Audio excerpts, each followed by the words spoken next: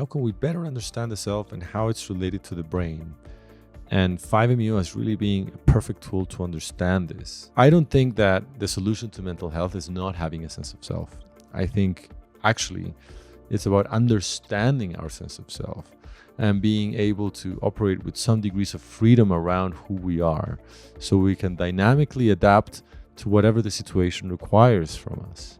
This podcast discusses psychedelic-assisted therapy, which involves the use of substances that are illegal in many countries. We prioritize safety and do not encourage illegal drug use. Psychedelic therapy should only be conducted in controlled legal settings under professional supervision. Always consult a qualified healthcare provider before considering any form of treatment. Welcome, Chris Timmermann, to the New Health Club show. It's been a while that we planned this. Finally now in person, not online. We finally done it. Good for us. Good for So you just had your talk about DMT, 5-MeO DMT. So where are we at with this compound right now? With this compound, yeah, it's a good, very good question. 5-MeO is fascinating because, I mean, I think if you think about it culturally, I think we're still novices with 5-MeO. Although there's some talk about indigenous cultures using 5-MeO, really, we don't have living lineages of practice. And so 5-MeO is a bit like, it's like the new LSD, as LSD was, I think, in the 50s or something, right? This is like this concept, this compound that was accidentally, discovered, invented by Hoffman, and then having this impact in the culture. And I tend to think that 5-MeO has something fairly similar in that regard. No lineages of indigenous practice that are living around it, and at the same time being the Mount Everest of psychedelics in terms of the experience it produces. So that's culturally. Scientifically, I think we're starting to have the first studies, for some clinical studies very early, trying to understand things here and there. Some of the work that we've been doing with neuroimaging, also the first studies. And so we're in a place where I think we're with psilocybin research, I don't know, like 10 years ago, maybe 12 years ago. Early stages, we're starting to understand some things. And then, the therapy component is also kind of like evolving very rapidly. There's a lot of underground practitioners using 5-MeO for different purposes, which is a fascinating opportunity. And at the same time, understanding that it's not necessarily an easy compound. It is different from the other psychedelics, and it requires its own specific forms of handling. So what would you say is the main thing you were researching in the last years, and what outcomes did you research for 5-MeO treatments or experiences also in general? Yeah. My main motivation around 5-MeO is really trying to understand whether or not it helps us understand the mind and how the mind relates to the brain. Okay. And the reason why that is an opportunity from a scientific perspective is because the question of the self, for example, like our sense of identity, our sense of the body, our sense of ownership around our own experience and our awareness of our ownership, all these things really are at the core of our human experience. And 5-MeO is a very good dissolver of the self. It's a very efficient way to get rid of the self momentarily. And if you can capture that in a scientific way that is methodical, that is rigorous, you can really advance these very core questions about the nature of human experience. For example, can you have an experience without any sense of self? This is a deep philosophical question going around for thousands of years. And maybe we get a glimpse with it with 5-MeO. It's also similar to what some meditators speak about their own experiences, that they also achieve states of pure awareness, pure consciousness with no self. And so it's a fascinating opportunity in terms of understanding ourselves as human beings. And then at the same time, when people are having these experiences, they have an intense sense of bliss, of well-being, of state of pure being that is incredibly healing for many people, a real sense of novel opportunities, it seems, from the reports. And so I think 5-MeO is also a good interface for what we call consciousness science and mental health. I mean, when I was reading about some trials or also what you did, the word deconstruction is coming, it's like the main word Yeah. I mean, I think that's what you mean by you basically are not you anymore, kind of. So how would you describe this deconstruction that you're looking into? In what way is it a deconstruction? A good way to understand this is think about the mind, think about your experience right now, and you will find there that you will have thoughts. You will find there that you will have sensations. You will find there that you will have emotions. And if you take a bit of a close look into your own experience, you find that these things are dynamically changing, always present in different ways. You'll have a worry in the back of your head. I have to do, this other interview in a bit, or I have to go eat with this person. I have to meet this guy. All those kind of things are kind of like in your mind space all the time. And this is true for everyone, right? So whenever we go on about our lives and we have our habitual experiences of the world, we carry these things. And in a way, this reflects the fact that our experience of ourselves is the construction of all these different things put together. And it's intriguing because we don't tend to think that. We tend to think that our experience of the world is really how it is. Like the experience out there is really how the world is out there. It's not that my experience is mediating in it. And so once you start to have a little closer look into your own experience, be that with meditation, be that with good psychotherapy, be that with psychedelic therapy, you start realizing how we're constructing these narratives, how we're constructing these worlds that we experience. And so 5-MeO, what it does is that, not in all cases, in some cases, progressively starts taking these things out of the picture. And so in our research, we found that at the beginning of the experience, thoughts about the identity go away. And then, as the experience is progressing, people are describing what's happening to them as, like in very abstract terms. It's like, yeah, my body's kind of not there. I have sensations and emotions, but this is like this weird structure that is moving. And so this embodiment starts emerging. And then at the peak of that experience, there's no sense of narrative, no sense of body, no thoughts, no emotions, just awareness itself. The white canvas upon which we paint our habitual worlds of experience. And so that is, that's the goal. That's the holy grail in consciousness science, how you can get to that minimal state of consciousness and understand and study it. And you were talking about quickly earlier about this, let's say, metal angels, elves, like entities that people see or meet in these experiences. And I mean, with the other psychedelics, it's not really that people report to see this. So it seems to be a very specific thing in terms of DMT or 5-MeO or both even. So what is this? Like, because it was mentioned in the Joe Rogan podcast. And so there are memes like with Joe Rogan's talking about the elves he's seen. So what is this? So I've been just talking about 5-MeO, which is a different compound from DMT. So DMT has this long tradition of use in ayahuasca, for example, in the Amazon. It's been used for hundreds of years, maybe even 1,000 years.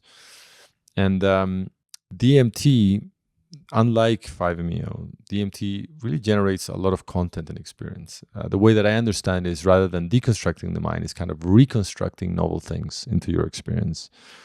And so instead of being in this world, you now are immersed in a different reality or dimension. A room, for example, people describe geometrical patterns in a room, or they're in a city.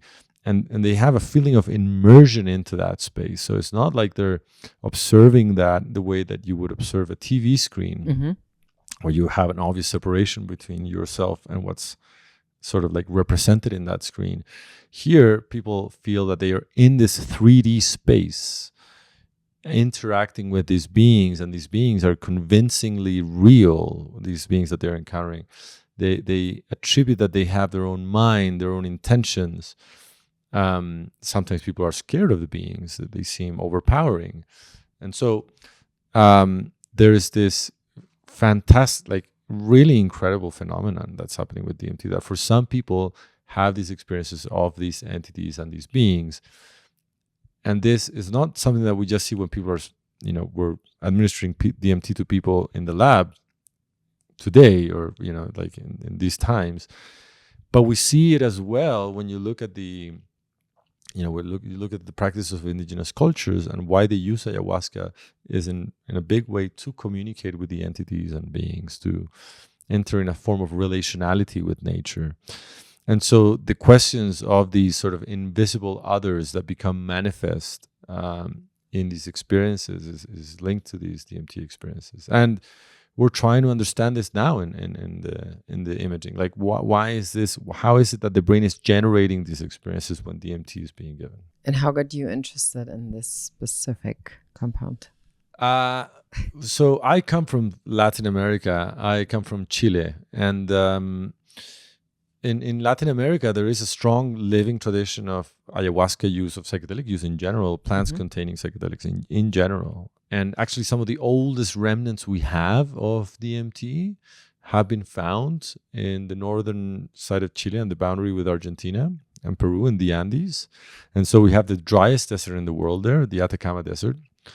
And because it's the driest desert in the world, it's the perfect archaeological site to find artifacts. And so there's these tablets that are 2,000 years old, and they found these bones that are 4,000 years old, that they like indigenous people used them to snort DMT.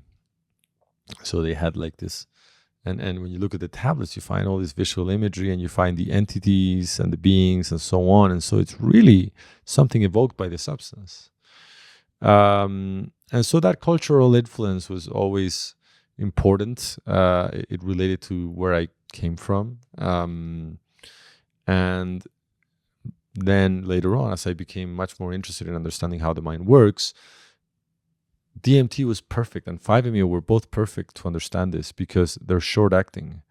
So if you put somebody in a scanner and you give them the drugs, you can really understand how their whole mind and brain is deconstructed and then starts building up again as the experience fades out.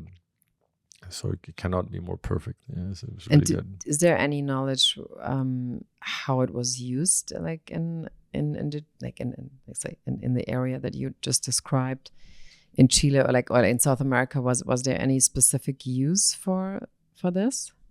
In South America, yeah. I mean, so the use of DMT at least has been there for a while.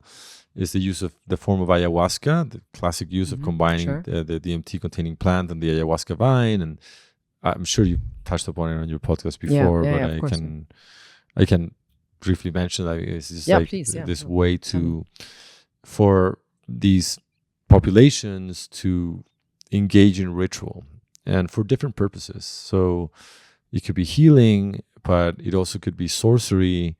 It could be divination, so looking into the future, all kinds of things, even war in some cultures. Like they use DMT to enable some form of perception, heightened perception in war.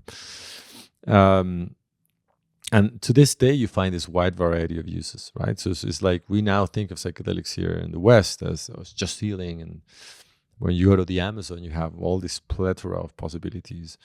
And the main thing was really the communion with these beings, these spirits that enable a form of relationality with nature.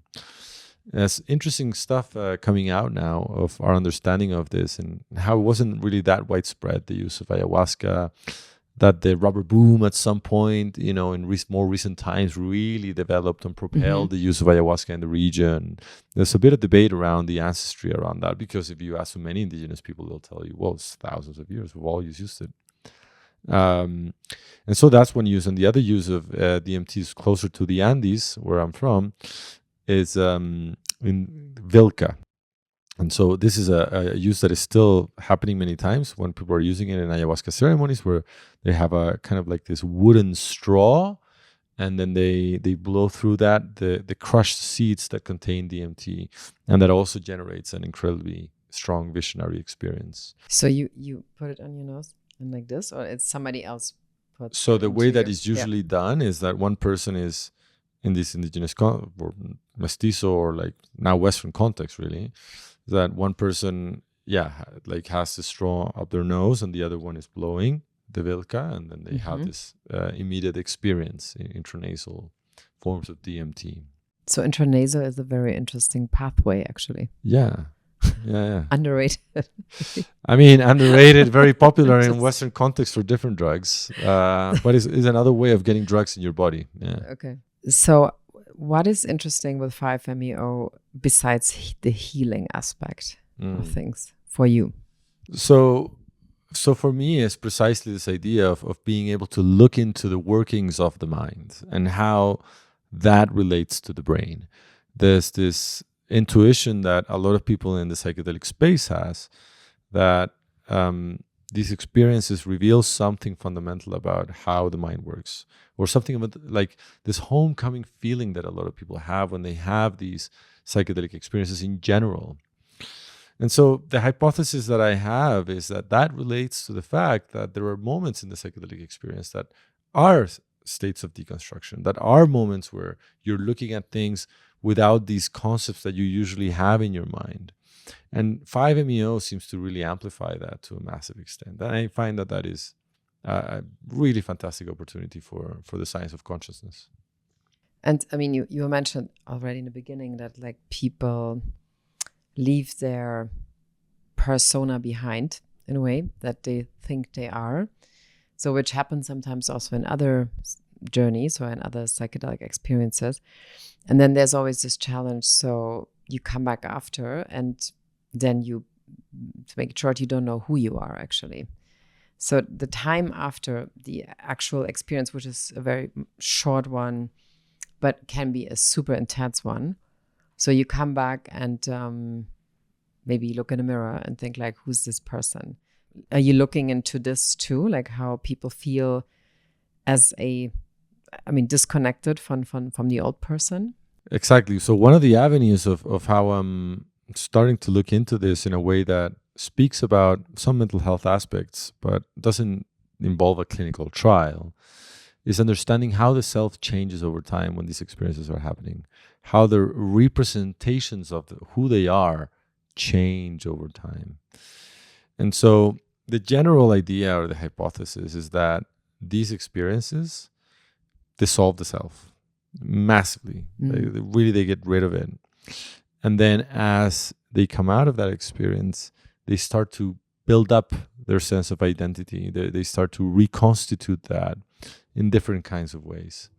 I don't think that the solution to mental health is not having a sense of self. I think actually it's about understanding our sense of self and being able to operate with some degrees of freedom around who we are, so we can dynamically adapt to whatever the situation requires from us. And so if our partner or a sibling or a son or a daughter is in a dangerous situation, it is important that I care about them, that I have a sense of self, and that I act upon that and take them out of that situation.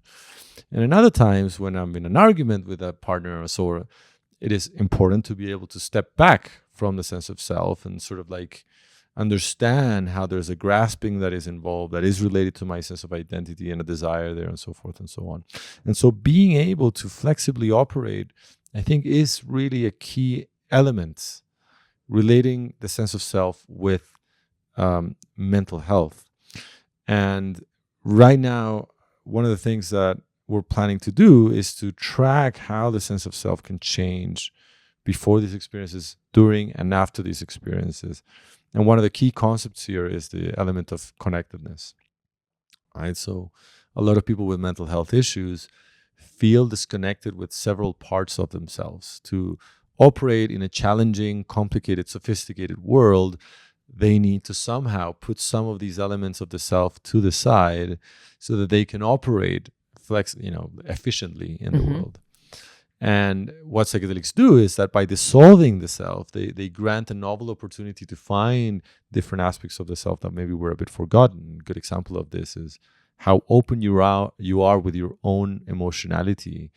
With that, it's okay to feel things. It's not, it's important to be able to feel things. So all these kind of things of re-encountering with yourself, restructuring yourself, I think plays an absolutely key role in all of these mental health conditions beyond the big blast of the mystical experience of like, I'm now one with everything and so on, that can, of course, help individuals in the shorter terms.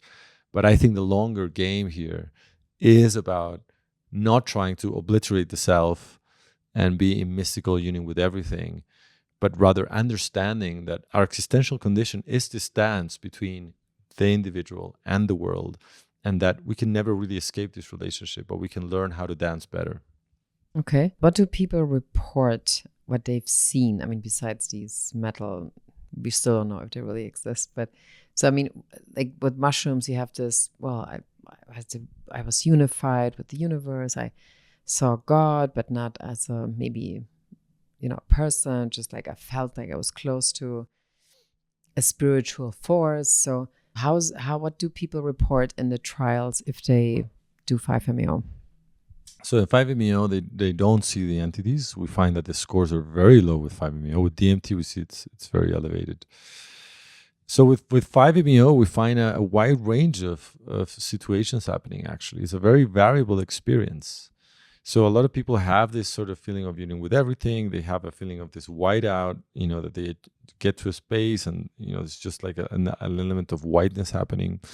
There's also this other thing that's very curious that happens in these peak experiences, that it's not like they kind of deconstruct the self and it's like a stable, peaceful nothingness, but it's rather something better described as an everything and nothing happening at the same time, where there's so much in there around the possibilities of what can happen in experience, and it's dynamically changing so fast that people are no longer able to make distinctions between one thing or the other thing.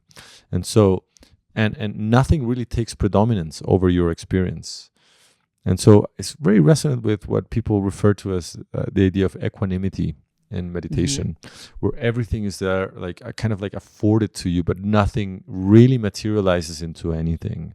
That's another sort of interesting feature of what we find in this sort of like everything and nothing stage. And then we have the cases of kind of like a third of individuals, maybe a bit less, who has a lot of strong somatic reactions, bodily reactions, trembling happening or shaking or things like this. And intriguingly, some people can feel like as if they're distressed in the experience, but then they come out and they're like, wow, that was amazing. I really needed to somehow like shake that out. And I think very resonant with ideas of our times around somatic experiencing, or that emotions are held in the body and so forth and so on, which are very popular in psychotherapy. The science behind that is still very incipient. We don't know much about this. You mean if somebody shakes or like like body they're reactions? shaking That's what shaking I don't know, an emotion or whatever it is. Like the science of that is not well formulated. All we have are these sort of like psychotherapeutic models. I mean, explain it. Yeah, you had like Bessel van der Kolk here. It was like it's all about that, I guess. Here. Yeah, exactly.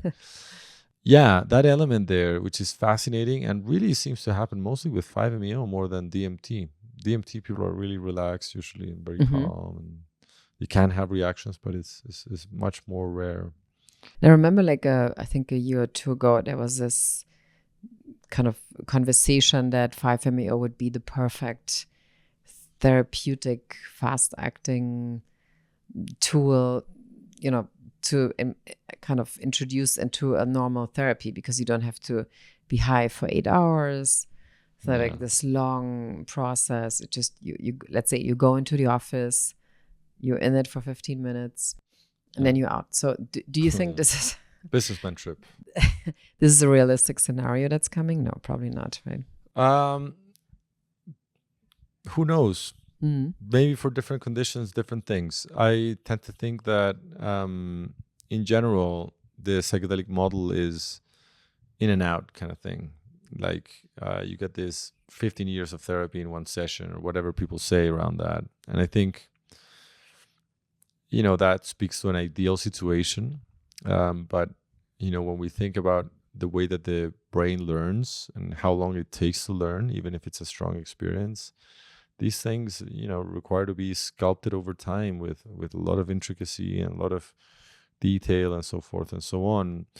And so I think it's going to be interesting to see how we're moving out of these sort of like one blast off models to extended forms of mixing conventional psychotherapy, and sometimes, well, maybe you need a psychedelic now, and then coming out of that and then integrating for, I don't know, months, and then maybe another one. And so I think that will be, those are things that will come up, which also resonate a lot with the psycholytic models of therapy, which are not this blast off, but the low doses, you're working more in session, and it's a bit of a longer game. And so it's interesting how 5-MeO seems to encapsulate that ideal, to the massive extent of the shortcut. And I think what we're learning is that the experience can be so intense that it requires a lot of preparation, good amount of integration. With lower doses, the situation might be different. Maybe with lower doses, people can work in more acute contexts for specific purposes.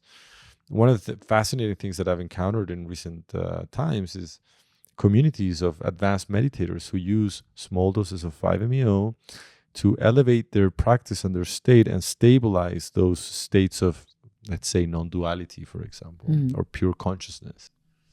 And so what we find is this, and it's true for the whole psychedelic space now, a massive array of possibilities and their applications. And it really depends on what suits for what person and at what condition and what time in their lives.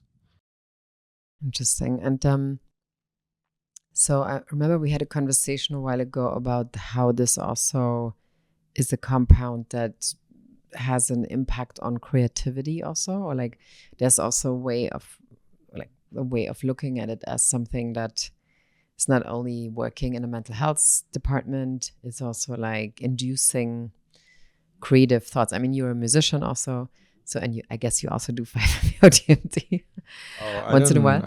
I don't do it because it's illegal.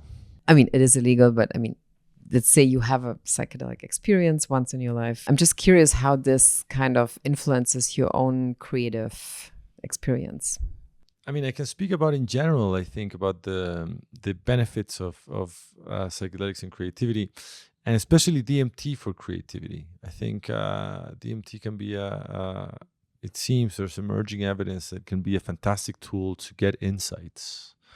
It's an insight molecule, now people are calling it. And it has to do with the fact that there's a lot of stuff, there's a lot of content coming up in the DMT experience. And in that, there's a lot of information. And so there's case reports of some individuals, some people that go into that space, and the entities, tell them very concrete information. And with that, they do things. So isolated case studies that we really need to systematize and understand what is broadly going on. This is like a really fascinating thing. Yeah. And so it's really curious. The way that I am understanding this is that whenever you think about learning, with creativity, good creativity could be conceived of as a good form of learning. So from neuroscience perspective, the idea of learning is really the result of two processes. One is the exploration of information. When you go out and you need to be open, you need to go out and discover new possibilities. And then exploiting those possibilities that can provide maximal results, or that can give maximal novel input. And the same is true for creativity. You need like a brainstorming phase, and then you need a phase of solidifying and crystallizing those ideas. And I think what is happening with DMT is that when people are at the peak of that experience is pure exploration. So there's novel connections happening, ideas that weren't connecting now start connecting to each other. And then once something good is achieved and the experience starts going down, then the mind immediately starts to make sense of that and trying to solidify those ideas in a desirable sort of outcome, innovation or creative exploration. And so from your perspective, so what are the things you would like to research in the coming years around the compound, or what's the thing you kind of working towards, or is it like a couple of topics that you have in mind? Yeah, there's a couple of topics. So one of the main topics for me is, I've alluded to this several times, is this idea of the self. How can we better understand the self and how it's related to the brain? And 5-MeO has really been a perfect tool to understand this.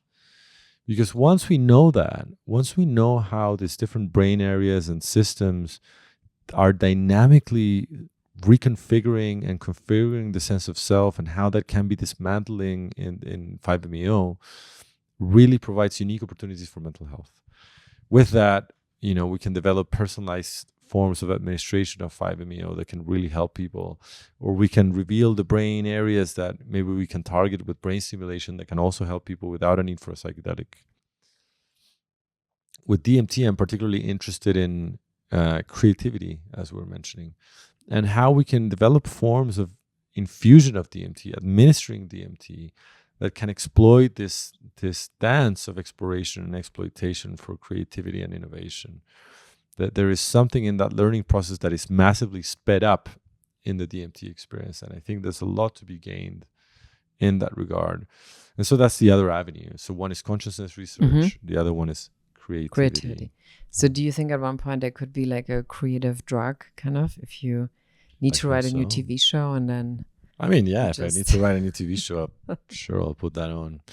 But I think that there could be, you can develop ways of giving psychedelics and generating context that could potentially foster these creative outcomes, which is interesting because it's just no longer thinking about psychedelics just as this mental health thing, but also just, existential tools that can foster creativity, personal development, well-being, meaning of life. Is this also something you're starting to be more interested in your own research, that it goes beyond mental health, actually? Absolutely. I've always been interested in that. I think I think psychedelics may provide existential opportunities in general. And because mental health is so important in our, existential conundrums, because it's so key, the state of well-being. So it's such an essential thing to our human experience that has taken centerfold in the discussion around psychedelics. And I think as we move into the second stage, it's intriguing to see how these different applications can really impact human innovation, for example. Not just getting people a bit better, but that thing materializing in an output that has an impact in the world. And if 5-MeO would be a drink, what would it be? A drink? Yeah. That's a good question. Like a fast maybe acting, like a dried whiskey, on the rocks or something. Like I guess. Yeah. It's not a glass of wine, actually. It's not a glass of wine. It's not a glass of wine. It doesn't have that level of, it's dry and, and done. And quick shot. Quick shot, okay. But so, and do you feel called also to look into other substances? Are there new ones emerging that you find interesting? Yeah. I mean, there's so much stuff happening right now around drug discovery that is absolutely crazy in many ways. Thousands of new compounds being developed every day, novel psychoactive substances, a lot of dissociatives, not just the typical psychedelics like LSD and mushrooms and 5-MeO or DMT, but also ketamine, methamphetamine, OPCE, a range of other dissociatives are out there. People are trying them. And there's possibilities of gaining data and understanding what is happening and what kind of opportunities they develop. There's somewhat of an interest in understanding those and seeing if there's opportunities.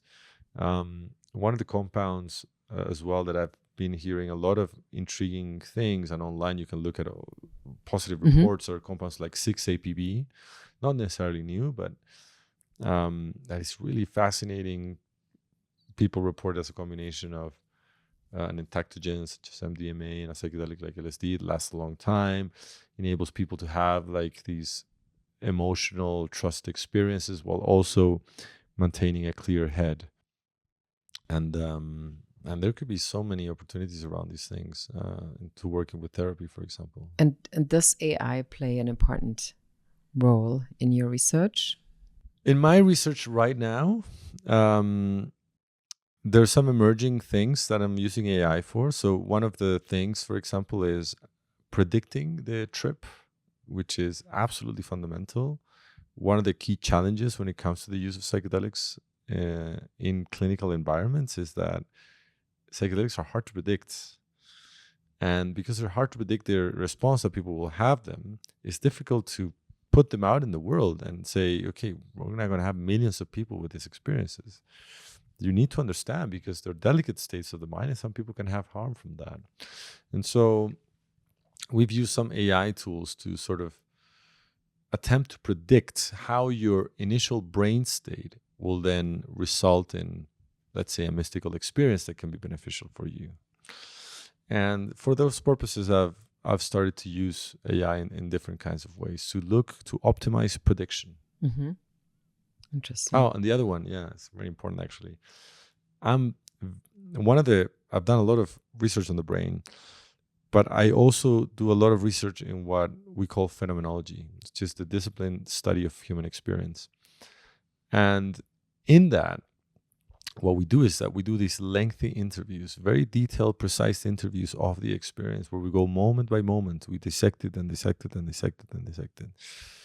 And with that, we get large amount of data of different people who have undergone all our studies and trials, like millions. And one of the things that we do with AI is to understand those data, to get a very good sense of like, okay, we've done this way of assessing experiences in a very rudimentary way in science. We give people questionnaires. They're filled with biases. They're filled with the expectations of the researchers. They're super culturally influenced. And now we're entering this fascinating, super exciting stage where like, maybe we can do away with all that. All we need is the fresh report from people.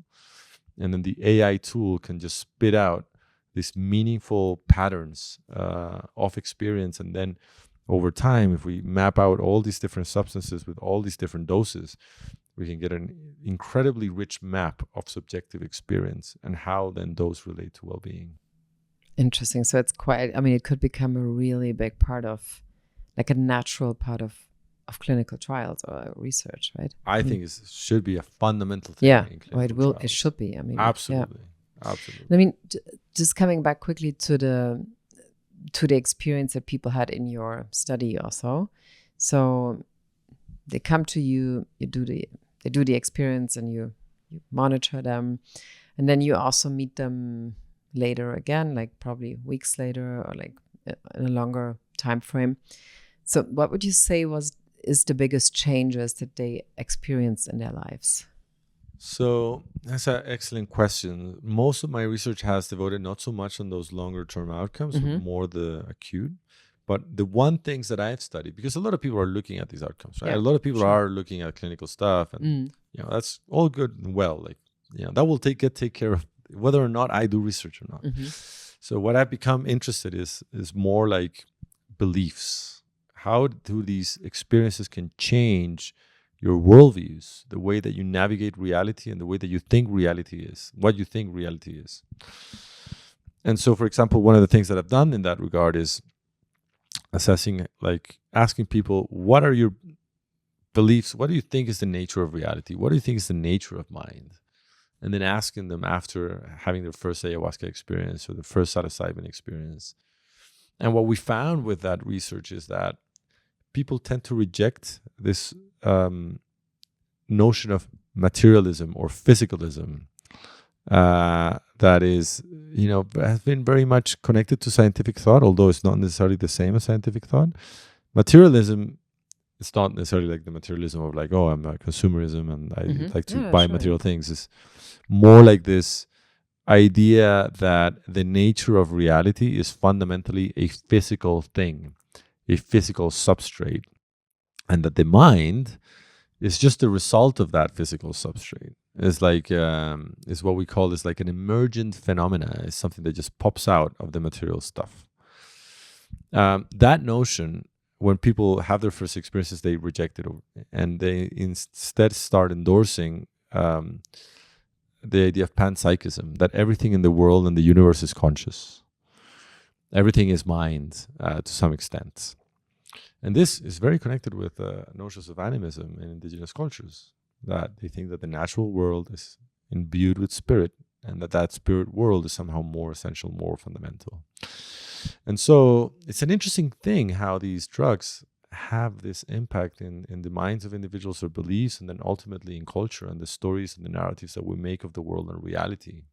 And then those things feed back into the experiences, and then those shape and it's like this looping effects. It's fascinating stuff, of combination of how culture interacts with subjective experience and with substance. So then you see also people really change like in front of you, or do they change in front of you? Or is it more like, okay, like 2 weeks later, there's a new person coming in? So some people come out of the experience, it's like, wow, I Mm-hmm. saw something that I cannot understand. I saw the center of the universe in my own experience. How can that be? And other people is a bit more of a protracted sort of change that happens as people make sense of their own things. Like, well, where was I? Everything seemed to be connected. Everything seemed to be fundamental. Maybe it's because everything is truly connected, and so forth and so on. And then if they realize what is truly connected, so do they tell you what changes they make in their lives after this? So yeah, the behavioral outcomes is not something that I've put particular attention to. There's some emerging research showing that, these insights can then lead into more vegetarianism, or to people to get out of their phones a bit more. So my colleague Pedro Teixeira is doing a lot of that research, looking specifically in what really changes. I think, some people are very cynical about this. They're like, like all this talk that psychedelics make you resonate with nature, but still people are flying everywhere. People, people having the massive sort of impact in the ecosystem and so on. I'm in between the cynical attitude and the hopeful attitude. I don't know. I'm very agnostic. I think it really depends on the data. And I think that for some things, like psychedelics do change behaviors and do maybe lead to some form of ethical understanding, maybe a more compassionate view of others. There's evidence showing that, like prosociality can increase after psychedelics, empathy and so on. But I think the larger game, our lives are so determined now by the way that we move around in the world, how much we travel, and that getting out of that game is, essentially you become a hippie and you have to go live in the wilderness, and most people are not willing to do that, no matter how many psychedelics they've had. Mm-hmm. But that's really that's an outcome that you observed, that people would step away from, let's say, more like a hectic city life. I haven't directly studied that myself, and I don't think anybody has had that sort of outcome there in their faces. I would suspect that it's hard to do that. Yeah, I think some behaviors are easier to change than others, and I think that the impact that experience has to change those behaviors is limited. Some things, a strong experience will change things. Other things, it's much harder. Okay. Yeah. Well, thank you. This was very interesting to have this bigger picture of 5-MeO. And thank you for being on the show. We're very excited about the coming research in the next years. So you're also changing to another university, which is the University College London, UCL, based in London, of course. And there I've moved in to develop a center with Professor Jeremy Skipper. And our main scope there is to understand consciousness with the use of psychedelics and meditation. That's the primary thing that we're interested in.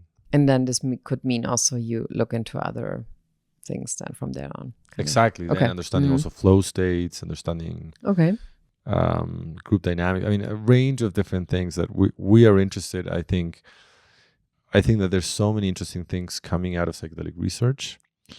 One of the things, though, that I've seen is a bit lacking is the interaction with other fields of knowledge. Yeah.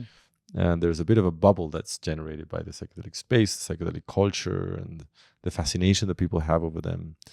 But I think the real sustainable impact in science or therapy or culture comes with a proper conversation with a wider culture. Great. Thank you. Thank you for being on the show. Thank you. My pleasure.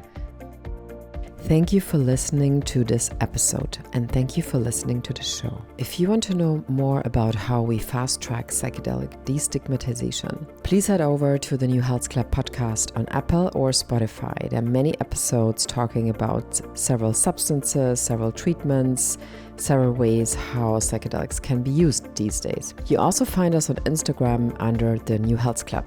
But if you want to know more about our nonprofit foundation, the New Health Institute, please head over to www.thenewhealthinstitute.org. Of course, we are here on Instagram too, under the New Health Institute. Very important to me is also that you subscribe to our newsletter on Substack. Please look for the newhealthclub.substack.com. This is very important to me because we really start to build right now a media platform on Substack around psychedelics and new health topics. And of course, we would love your support on this and love if you subscribe. Love if you tell other people, your friends, your family, your community, so we can really kick off this endeavor and actually have another place, another platform next to the podcast where we can get you information and education around psychedelics.